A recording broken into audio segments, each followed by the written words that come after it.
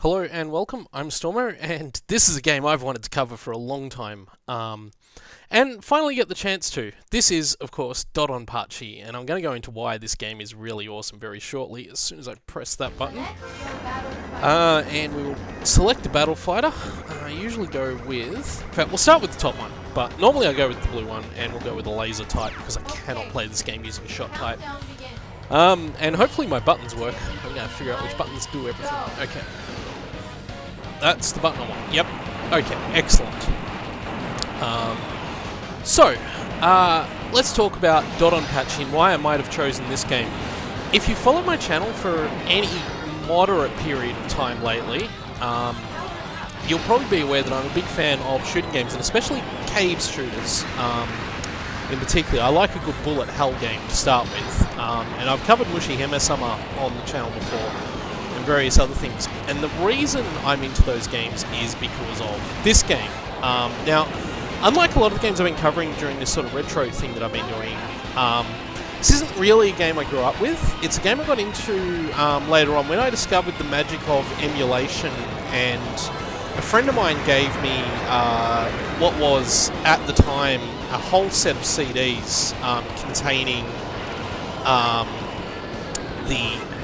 just concentrating a little bit here. There we go.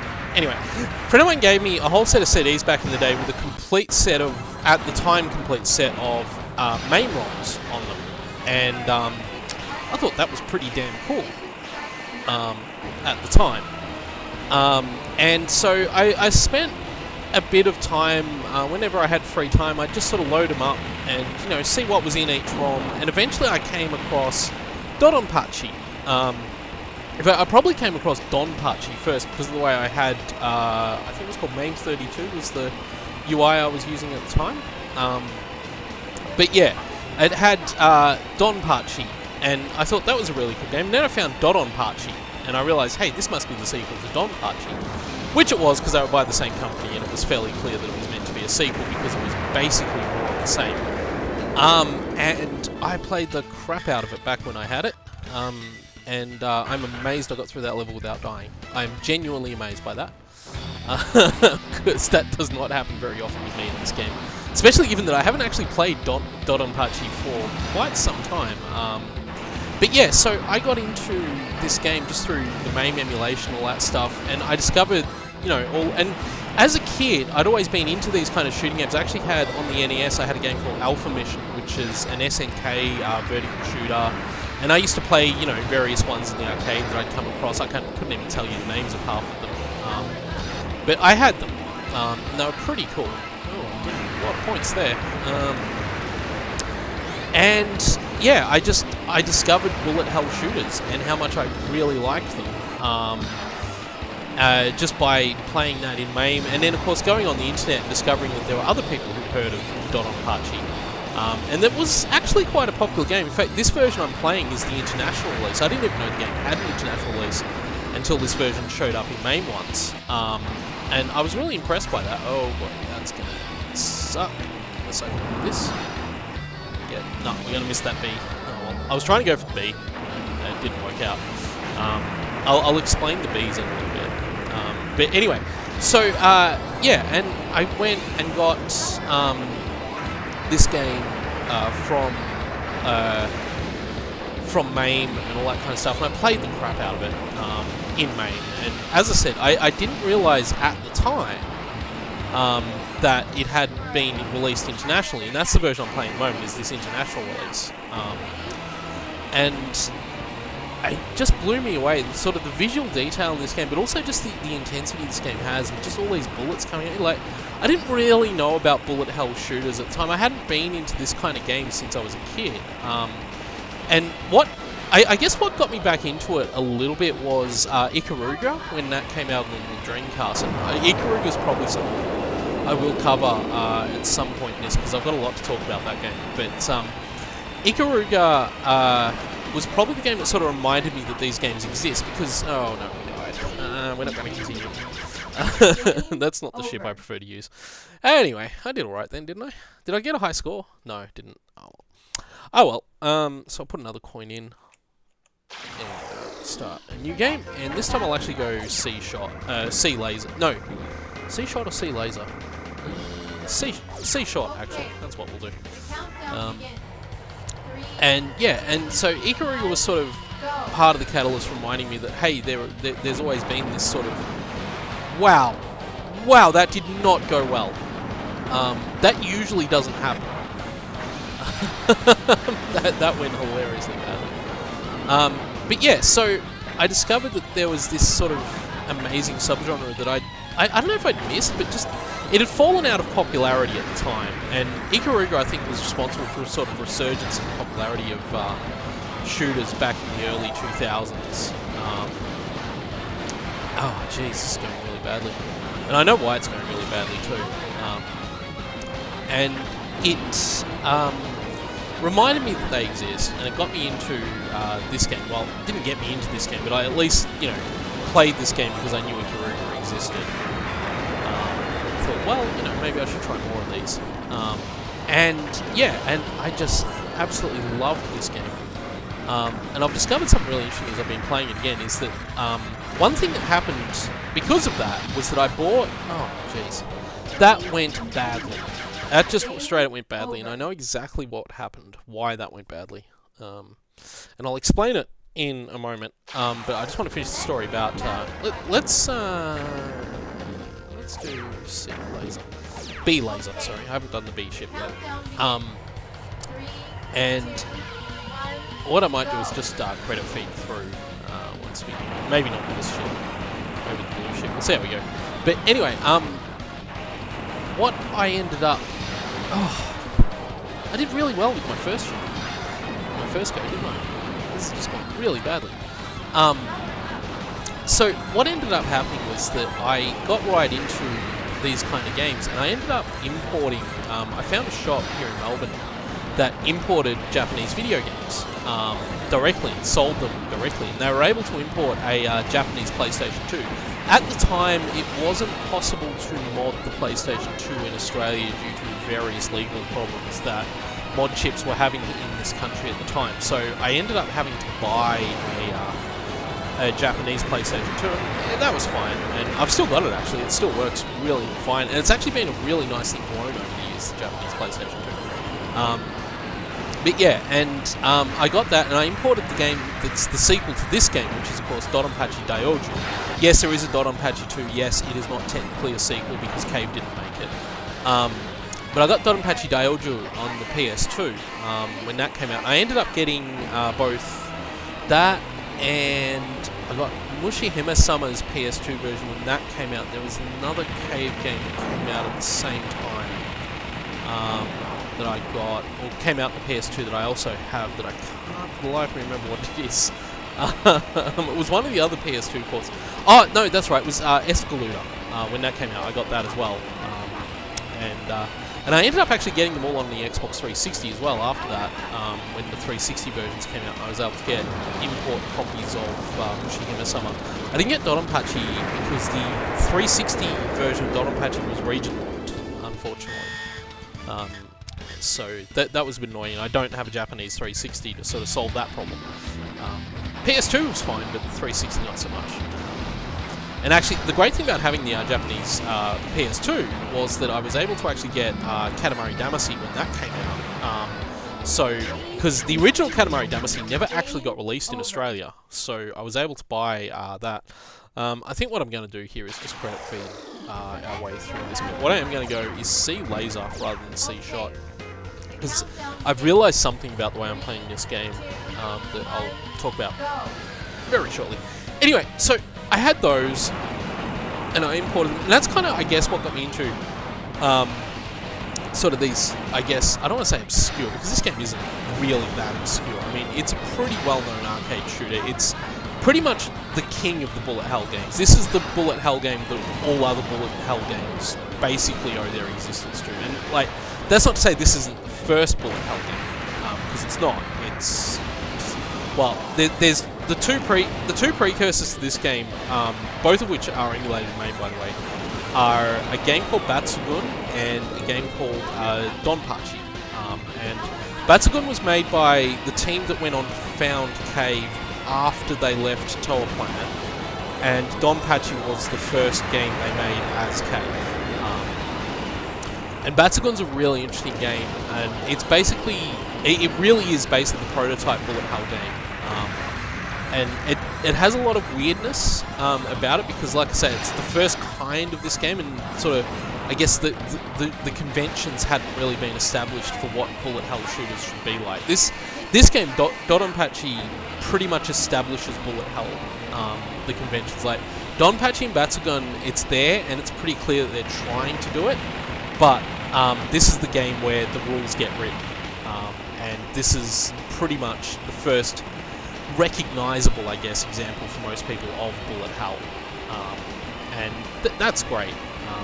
And it's interesting too, because it is still a fantastic game, despite everything that's happened, like Cave's own games, the Toho games that came out. What else is called bullet hell? There's been a heap of them, but everyone making a bullet hell game is at some point making a game that owes itself to Dodonpachi.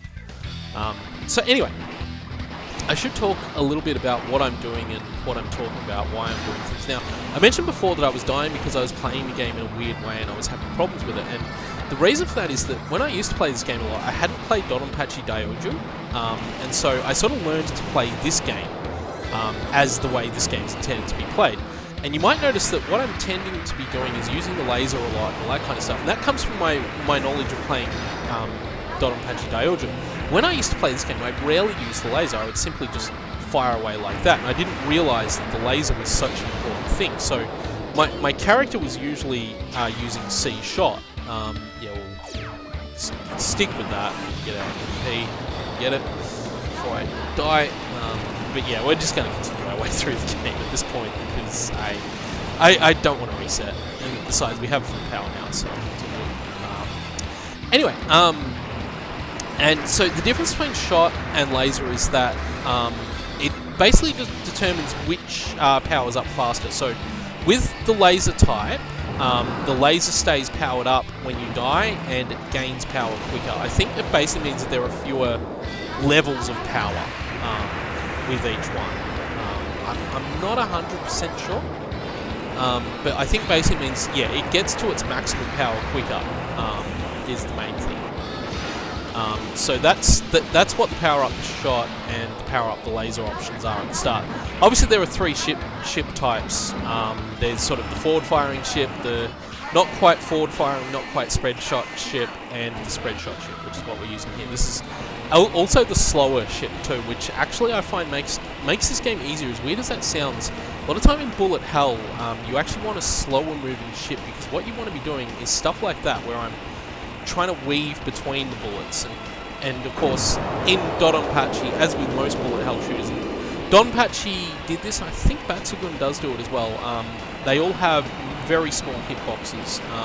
There's a very small grey, I don't know how well this is going to show up in the video, but if you can see on the ship, about towards the back of the ship, there's a very small grey spot, and that's about the ship's hitbox. Basically, it's sort of at the front of where the ship's cockpit is. And in this ship, the way it's designed is that the cockpit is actually at the back of the ship. But yeah, the hitbox is actually sort of a grey set of pixels just at the top of where the cockpit is on the ship sprite. Anyway, we beat that level, even though we've continued. The game does penalise you quite severely for continuing. You don't get to register a high score, and you don't. Your score resets, and you get a 1 added to your score. So that's how continues work in this game. Let's continue with our ship. Let's get the max power. Not underpowered at all in this game. Underpowering is bad. Can't do it. So what was I going to say? Oh, that's right. The other thing I want to talk about with the bees. The Dodonpachi series, the name Dodonpachi, it's been explained to me that it's actually a really, really crazy pun. And it basically refers to a couple of different things, one of which is hornets, Japanese hornets, one of which is, what was it? One of which is the onomatopoeia in Japanese for a machine gun, which is the word pachi. which is what they use as sort of the sound word for what a machine gun sounds like. So it goes punch, punch, punch, punch, punch, like that. And so that's sort of where it comes from. And then there's a whole thing with what the specific kind of kanji they use in the title and this kind of stuff. And the ultimate thing is that the game has this whole reference to bees. The final boss in the original Dodonpachi and in this game is actually a giant killer bee, except in this game it kind of isn't. But that's more detail. I'm doing really badly now because I'm trying to concentrate on doing all this. I'm just going to throw a whole bunch of credits into the machine, and then we'll press forward. So yeah, so all that's going on as well. Jeez. I have the first stage I was fine with. The second stage I was okay with, but I haven't played the third stage in a long while. Just getting done. This is so bad.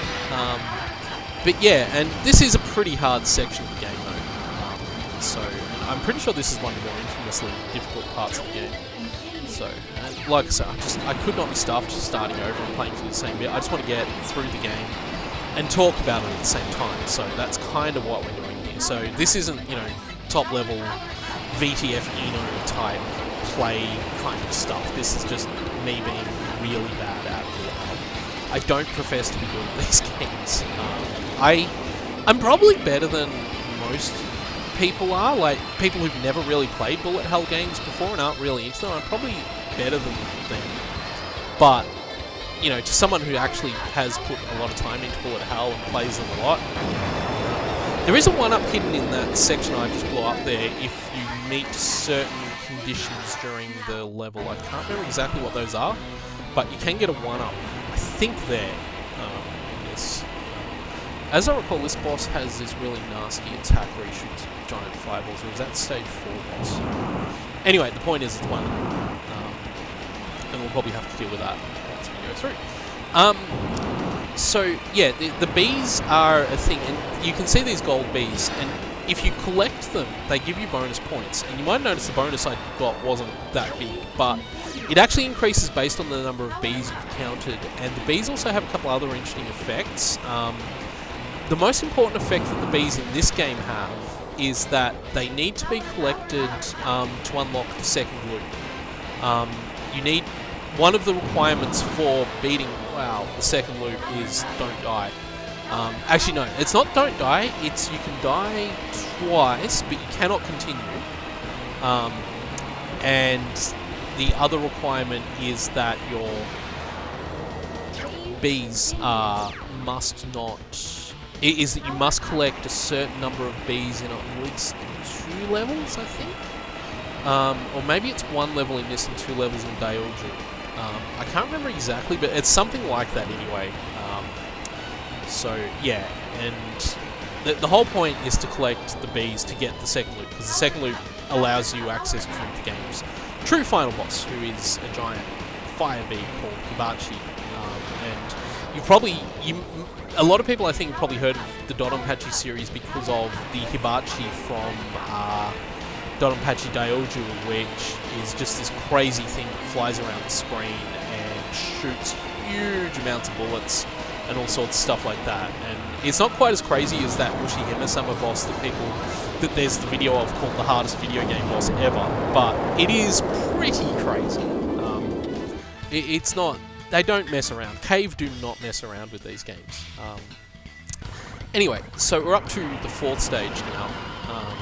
And I should probably mention, I'm not sure how well you're going to be able to hear this in the phone, but this game does have really cool music, but sadly, it actually only has, I think there are 6 stages, so it only has 3 pieces of music that it repeats. So it repeats the stage 1 music on stage 4, and the stage 2 music on stage 5. And I think Dodonpachi has a 6th stage, so it repeats the stage 3 music on stage 6. I can't remember if this is the game that has 6 stages or if it's the original Dodonpachi that has 6 stages. The later cave games all tend to use 5 stages rather than 6 though. Because I think mostly from a balance perspective, I think one of the things that Dodonpachi certainly suffers from a little bit is it does feel like it goes on a bit. Especially if you've got to go through a much harder second loop, which in Dodonpachi, the main difficulty of the second loop is that the enemies all through what shooting game aficionados refer to as suicide bullets at you, or basically retaliation bullets. I think there is actually a Japanese word for it that I can't remember, but yeah, basically what happens when you kill the enemies in the second loop of Dodonpachi is that they explode and fire bullets when they explode. So you might have just seen I picked up a bomb icon, and now my bomb display down the bottom there says maximum. That's a thing that this game does. Basically, when you collect the maximum number of available bombs, you get what's known as the maximum bonus. Your score starts counting up by a certain amount every 1/60th of a second. And the scoring system in this game is actually really interesting, and probably one of the reasons I really got into the game in the first place. So you've probably noticed that there's a combo counter going up on the top left of the screen there. And for each enemy we hit in quick succession, we gain a portion of its score to a total value that is... you can see it up in the top left of the screen where it says max hit, or now showing 3 hit, 4 hit, and a number. It's basically above where that score show up thing was. And you can see the number underneath. The number is the amount of bonus points we're getting for each enemy we kill, and that's based on a cumulative total of a portion. I can't remember what the exact maths behind it are, but it's basically a portion of the value that the enemy is worth for destroying it, and that gets added on to the total score value for each enemy we kill. And that's how that works. On boss fights, so that changes, and the hit value on a boss fight is used to count down a final score. Which we've just lost our maximum bonus when we died, because that's the thing that we do occasionally, a lot in this game. Oh, this boss. This is going to suck. One thing you can do, and you probably notice I haven't been using my bombs, that's because this game, like a lot of cave games, really penalizes you for bombing. Because bombs, because of the maximum bonus, you want to maintain your maximum stock of bombs at all time, because the maximum bonus itself, if you can keep it going, is worth a huge portion of your overall score.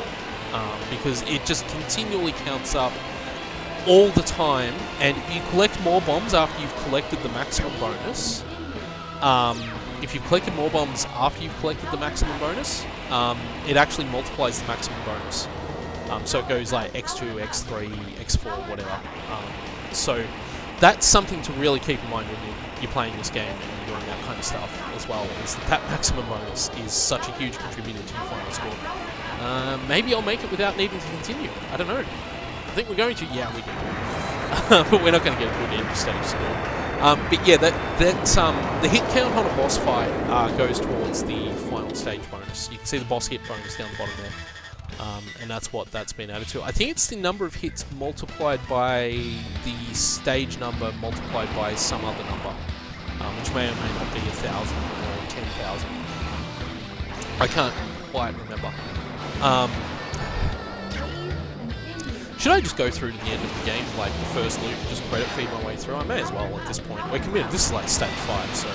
But I'm just going to die so much, but I'm going to throw in a heap more credits. It's asking me if I want to say, if I want player 2 to continue. I think that's because I just threw a whole bunch of credits in the game. Wow, look at all those power-ups going around up there. Oh, jeez, I can't collect any of them. Let's do that. Get that, and get the bomb so I can get a maximum bonus, which won't last. But you can see the scores now counting up quite a bit because of that maximum bonus. You can also see my score now ends in a 9 because I've continued so many times that the game's just like given up. Like I said, I don't profess to be particularly great at this game, and it's been years since I've played it for as long as this. I've most of the time, more recently, I've been playing the sequels. Dodonpachi, Daioju, and then, of course, I also have Dodonpachi Daifukatsu, or Dodonpachi Resurrection, I believe, which is what it's called in English. And, whoa, this is getting a bit hectic! And, yeah, and I am generally pretty rigid about not credit feeding through these games. I like to try and get better and make more progress and get better scores and stuff. But I just feel for the purpose of illustration in this video, it's probably just easier to do that instead of just constantly restarting. So we are going to see like all of the first loop, pretty much, which is going to be hilarious when I have to get to the final boss. I can't remember, like I said, I can't remember if this game has 5 or 6 stages. I know the first Dodonpachi has 6. Sorry, the first Dodonpachi has 6, and I know that, jeez, I know that, let's not chase those power-ups on the screen, because that's one of the things that's killing me a fair bit here. I've got to try and get them, because otherwise I'm not going to get anywhere. Maybe C-shot was a better option at this point. I don't think anything was going to save me at this point. Just, as long as I've got that laser going on. And I should talk about the laser. So the laser happens when you hold down the fire button, and it basically is this single beam. And it has a couple of effects. One is that it does more damage to enemies that take more hits. So larger enemies like these ships here are better off being lasered rather than shot, because it does more damage more quickly. The other thing it does, however, is it stops the combo meter from emptying when it's attacking an enemy. So you can see where I was talking about the hit counter and the score bonus that you see up there, which is actually called the get point bonus. In the original Dodonpachi, they refer to it as get points. And I think the name is still used here, but it's not necessarily. It's that whole meter goes away now too as we get the boss. But on the side of that meter, you can see there's a meter that constantly fills up and continues, and that's actually the meter that governs the combo. So as long as that meter's full, pardon me, as long as that meter's full, you can receive your combo. This is the boss that does the crazy fireball stuff, which it will eventually do. So I'm trying not to die. I'm genuinely trying. Just, yeah, this is the boss that does the crazy fireball stuff. Which, as you can see there, is fun. But actually, probably a bit easier than its bullet patterns at this point. Just, yeah, there. And you can see too, you probably saw there actually a really good example of the fact that not only does my ship have a hitbox in this game, but the bullets also generally have a hitbox. Usually, it's the white part of the bullet is the only part that's actually the hitbox, or in the case of the blue bullets, I think it's the inner dark blue area. That's actually the hitbox. And on those big fireballs, I'm not sure exactly what the radius is there, but it's smaller than what you can see on the screen. So that's why I've been able to slip past a fair number of those that look like they should have otherwise killed me. But yeah, that's basically the way that works. I'm having a really good time playing this, by the way. I love this game. I don't know what it is about Dodonpachi that got me. Even more so, I probably like this game more than I like Ikaruga. And I really like Ikaruga. Ikaruga is an amazing game. But for me personally, I think I prefer this style of shooter to the more sort of slower paced style. And it's weird to call Ikaruga a slow paced game because it really isn't. But compared to a bullet hell shooter, and Ikaruga is not a bullet hell. If anyone tells you Ikaruga is a bullet hell shooter, they don't know what they're talking about. Ikaruga is very much not a bullet hell shooter. It has moments where it gets very hellish, bullet hellish, but it's fundamentally not a bullet hell shooter. And one thing I should probably talk about, this is the 6th stage. This is going to be fun. One thing I should probably talk about actually is not just Ikaruga, but the game that it's a sort of sequel to, which is a Sega Saturn game called Radiant Silvergun, which came out in the arcades as well, but is fundamentally a Sega Saturn game. Which was also by Treasure and came out, I think, 1998 originally. And Radiant Silvergun is, again, a game I found out about after Ikaruga, because everyone's talking about, comparing Ikaruga to Radiant Silvergun. And I'm like, well, what's Radiant Silvergun? They're like, well, it's this amazing Saturn game, you need to play it. I'm like, well, sure, but find me a Saturn and a copy of it. And they're like, no, it's super rare, it never came out of Japan, and copies go for $200 on eBay. All of these things were true at the time, by the way. But luckily for me, at some point, I had a guy I knew on an internet forum who was going to Japan, and as a joke, I just said to him, "Hey, look," he was like, "I'm going to Japan, so if anyone wants to bring them back something, let me know." And I just said, as a joke, find me, oh yeah, I'd love a copy of Radiant Silvergun. Yeah, like you'll ever do that. And he did. He paid $200 for a copy of Radiant Silvergun for me. So obviously I had to pay him back for that, which I did. And so I actually have an original Sega Saturn copy of Radiant Silvergun because of that story. honestly, again, I actually like that game more than I like Ikaruga 2. I think it's a fantastic game, and it's a game I actually, if I can figure out a way of capturing footage from it, it's a game I really do want to cover on my channel, maybe as part of this series, I don't know. I haven't actually never really planned out which games I was going to pick for this. I just sort of thought, I'll do 10 retro games and I'll figure it out as I go along. Not realising, of course, that was going to be harder than I first thought. See, this is the bee theme. See, you can see all those hexagonal shaped things. It's bees, right? Because it's all bees. It's all about bees in this game. We're not going to see the true final boss, by the way. We're not even going to make the second one. Just so you're clear on that. I'm not that good. But, yeah. So I got Radiant Silvergun, and that game, again, is not a bullet hell shooter. As an aside, you don't need to pay $200 for a copy of Radiant Silvergun anymore, because you can actually buy it on the Xbox 360 these days, as you can Ikaruga. And Ikaruga is, of course, available on Steam, and I feel like it's probably a game I'm going to do something with. I've been wanting to do something with Ikaruga for a while. This is the final boss of Dodonpachi if you didn't make the second loop, I think. Or maybe you do still get to fight the bee boss after you kill this guy. I can't remember. It's been a very long time since I've gotten this far because, as I said, normally I don't credit feed these games, so I only get to see as much as I'm capable of actually getting to without continuing, which is generally not that far, usually about level 3. So it's been a very long time since I've seen this part of this game. But that's okay. We're getting there.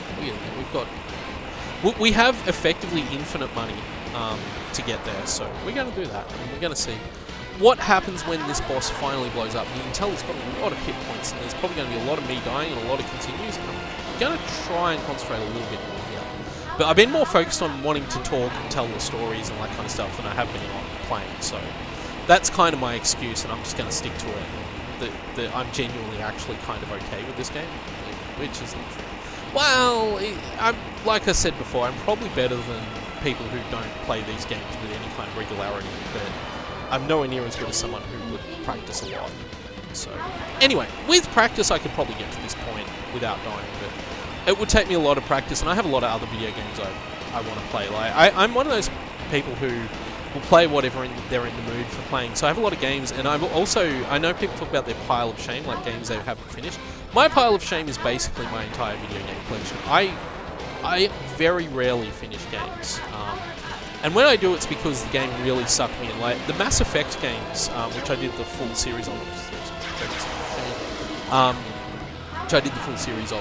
they're games I beat fairly regularly and I play fairly regularly. And one of the reasons I started doing videos on this channel was to find an excuse to let's play some games in order to beat them.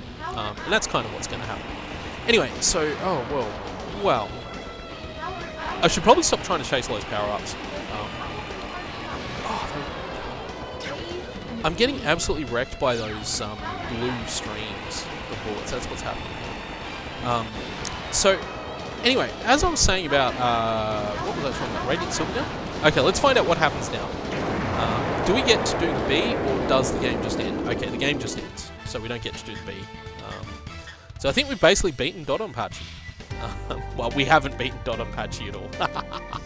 You get to see the bad ending in English. Nothing but a praise will come to my lips to describe how you fought. Okay. I've never actually seen this in English before, because usually, when I used to play this, it was a Japanese version of the game, because there wasn't an English version available in MAME, because the international ROM didn't come to light till some point later. So I didn't know. Yeah, leave the rest to the main fleet. Fleet. Oh, that spelling. And take it well. Rest well deserved. He says different stuff if you meet the requirements for the second loop, and he talks about how what you just played through was just a simulation of the battle, and now you have to do it for real. And the second loop is a lot harder, and I think it is possible, probably with dip switch manipulation and various other things, to actually get to that second loop. Anyway, was there anything else I meant to talk about? Well, not really. I think I've covered all the bases I wanted to talk about with this game, and why I chose this as one of the retro games to cover. And also, I think that these kind of games are probably some of my favourite games, as I've talked about before as well. And I think that you can't really buy Dodonpachi in any way. There's no like easy port of it anywhere. Like if you want to get a console version of Dodonpachi, you pretty much have to find it on the PS1 or the Sega Saturn. I think the PS1 port is the better port of it, outside of either emulating it in MAME, of course, or downloading or purchasing an actual arcade board. And I think it's a bit of a shame that this game doesn't have a re-release on anything recent, like you can't buy it on Steam or Xbox Live or anything. It really deserves that. In fact, all of Cave's early shooters, this, I was going to say Guange, but Guange actually somehow did get a Xbox Live arcade release a few years ago. And it's well worth picking up too. Guange is a fantastic game that I'm not going to cover in this series, but I should probably cover all these early Cave games anyway, because I love them, and they are fantastic. And this is fantastic. And you see the demonstration. The demonstration guys don't play very well. It's a bit of a shame, actually, that they don't play very well, because this is the kind of game, too, where you do sort of need to know a little bit about how to play the game to really get somewhere in it, like how to do the combos and how collecting bees works and that kind of stuff. So. But anyway, yeah, this is the game that, I guess, in a lot of ways started my love affair with shooting games, more so than even Ikaruga did, because this is the game that got me into bullet hell shooters over sort of, I guess, other kinds of shooters. And yeah, it's Dodonpachi. So that's today's retro game. There'll be another one tomorrow as soon as I figure out what it's going to be. Thank you all for watching, and I will see you all then.